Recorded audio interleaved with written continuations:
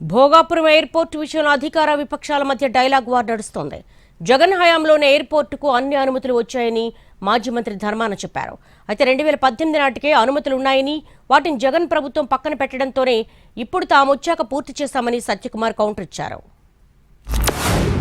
మేము చేశామనే మాట మీరు చెప్తే మేము అభ్యంతరం చెప్తాం. ఇది పూర్తిగా జగన్మోహన్ రెడ్డి గారి ప్రభుత్వం ప్రయత్నం వల్లనే A to Z పర్మిషన్స్ ఒకటి కాదు, ఒక్క రక్షణ శాఖది మీరు 2015 తెచ్చారు.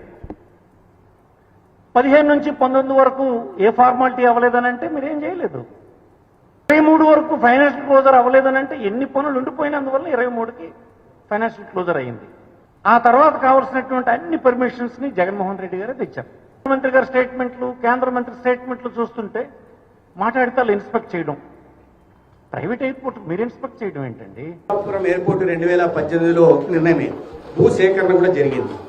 అయితే దాని తర్వాత కన్సెషనర్ ఎవరైతే కాంట్రాక్టర్ ఉన్నారో పనులు మొదలు పెట్టాలనుకుంటున్నప్పుడు తర్వాత ప్రభుత్వం మారిన తర్వాత ఆ భూసేకరణ జరిగిన దాన్ని కూడా తగ్గించిన విషయం కూడా మీడియా మిత్రులు కొత్తగా చెప్పనవసరం లేదు. కాబట్టి ప్రధాన ఉద్దేశం ఆనాడు ఏంటంటే ఎయిర్పోర్ట్ రాకుండా చేయడమే ప్రధాన ఉద్దేశం, ఒకటి అర్థమైపోయింది.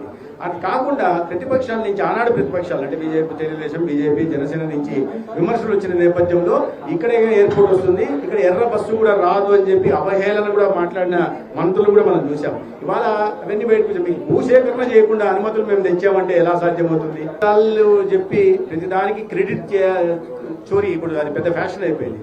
క్రెడిట్ చోరీ చేసే ప్రయత్నం ప్రతి దాంట్లో జరుగుతూ ఉంది.